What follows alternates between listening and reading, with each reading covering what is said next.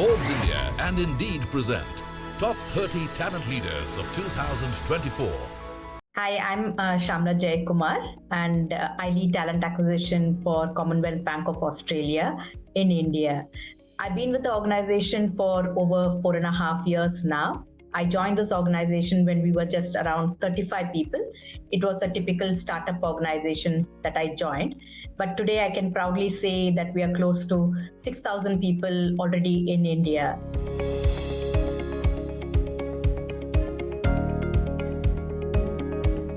Very exciting journey. Let me start with saying that, I'm not an HR professional, first of all. I specialized in sales and marketing. So I started my career in sales and marketing, selling, Onida Savak washing machines and TVs, and also selling books in Macmillan.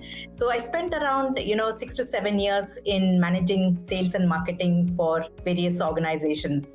But HR happened to me, and the interesting twist for HR happening to me is when I went to a consultant, looking out for a job opportunity in sales and marketing. That's what was my interest in. So I went and spoke to a consultant. The managing director of the organization, they are very well-known leaders in the industry. T. Muralidhar and T. Sridhar, both are brothers, and both are IIM pass-outs. So they were very senior leaders, and they were leading the organization called TMI Network. They heard me talking to the consultant, saying that I'm very much interested in sales and marketing.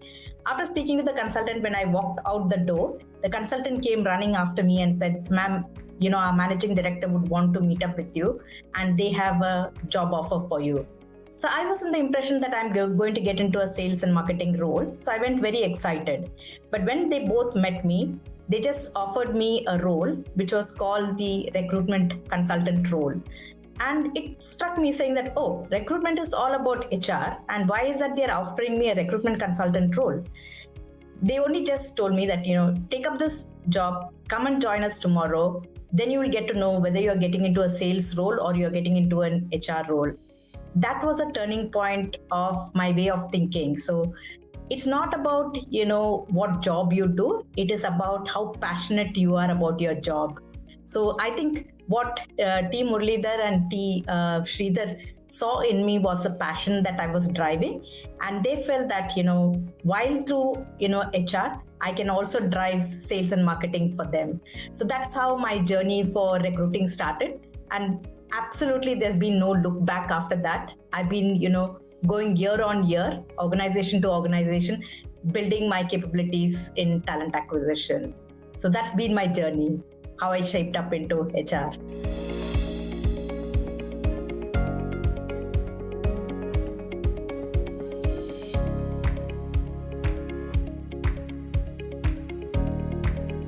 I think the key highlight of my career was, my sabbatical.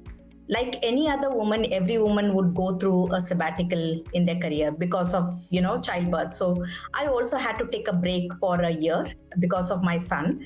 And during that time, I had a call coming from, Azra of Gilbert Tweed, who was, in touch with T. Muralidhar and Sridhar, and who knew about my capabilities in search. Believe me, again, search was not my forte at that point in time. My forte was to build, recruitment verticals within the organization or bring in sales for the organization. But then she recognized that, I could do search. And, while I was whiling my time in sabbatical, she wanted me to do something starting from home. So the work from home opportunity started way back in 2004 for me, when she approached me and she said, "Shyamala, I know you are on a sabbatical, but would you think you'll be able to do some search? I want you to do some kind of mapping of the industry. And I've heard loads about you from your TMI experience." So that, I think, was a huge turning point, because just sitting at home, I could map most of the manufacturing organizations, where she could kind of close around 12 to 13 roles, very senior leadership roles. I'm talking about the CEO type of, CXO type of roles that I could help her close. So I would say that's a big turning point for a lot of women in the industry. while you take a sabbatical, it doesn't mean that you cannot do anything during your break. You can definitely explore these kind of opportunities. And these opportunities come to you because of the goodwill that you've kind of built in the industry. So that happened to me. And from there on, as I mentioned in my past as well, that there's been no look back in terms of hiring for leadership roles in my career all through my journey.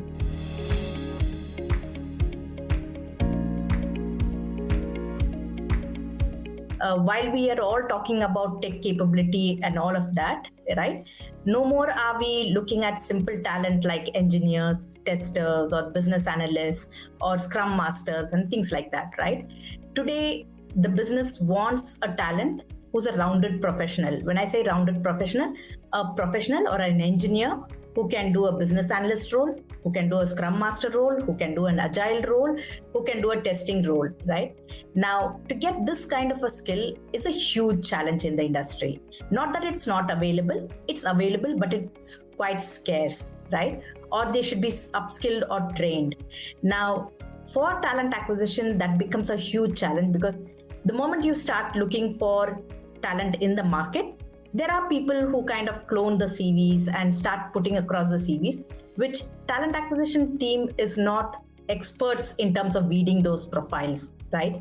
Now, that is a huge challenge because the funnel is really becoming broader and broader at the top, where, talent acquisition will have to scout for at least 100, 200 CVs to get one right CV. So that's the major challenge I see. Now, in terms of how we are combating this challenge, I think artificial intelligence will play a very big role here because I'm already talking to a lot of organizations who can support me in this because we need artificial intelligence to weed this, right? Which human beings cannot do it. Or rather, it would take a longer time for human beings to do it.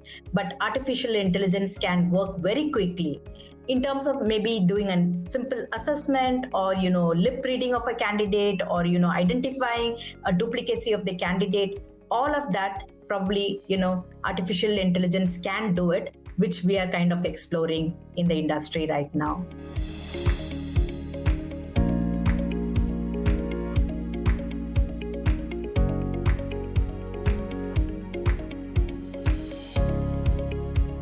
See, when the talent itself is becoming very, very dynamic, where we are not getting, the rounded professional in any technologies, because everybody wants a rounded professional today. We just don't want somebody who's just a coder or who's just a programmer. We want somebody who's a coder, tester, everything. Now, to do this, definitely technology is going to play a very, very vital role. Gone are those days when we just did a codility assessment or, we know people were doing very good coding through the codility assessment and then we used to put it across to the hiring managers. Today, we'll not be in that situation. Today, we need technology to kind of do the interviews itself for us, or at least the first level of, screening and shortlisting of the CVs is something that, technology support is required, is what I'm trying to say.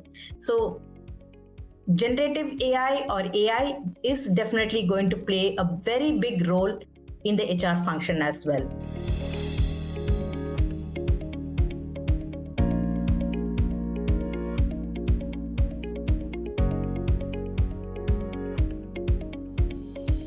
I think I'm a very, very passionate DEI, champion in the industry. I can proudly say that in Commonwealth Bank of Australia, we're at 46% on diversity. When I say diversity, it's gender diversity. At the leadership level, we are at 60%. So that itself says loads that it cannot just happen, to bring in that percentage. It's a conscious effort that is being put by me and my team, to kind of achieve that number. So this is in this organization, but even in my previous organizations, DEI has been always a big strategy in my talent acquisition strategy throughout the years. The other aspect that I would really focus on is the employee referral, because employee referral is not just because we want to have more referrals coming from our employees and we can reward our employees, but I strongly believe it also drives talent retention. My job doesn't end just talent attracting, right? I also need to ensure that, the talent that I attract remain in the organization for considerable years. They contribute to our organization. So our attrition in the current organization is only at 6%. So that says loads that employee referral is really working very high. So we are at a 40% on employee referral. While we are focusing on all of this, we are also focusing on, talent coming through veteran hiring, through PWD, through LGBTQ, as well as career comeback. Like I talked about sabbatical, we want to provide a lot of opportunity, not only to women, but also to men who have taken a career break or who have gone through redundancy in their current organization for whatever reasons, right? And we have right capability in the market, then we want to attract them and bring them back into the industry. So career comeback is another big focus area that, Commonwealth Bank of Australia has been doing. So these are some of our strategies that we have used for, talent attraction in Commonwealth Bank of Australia.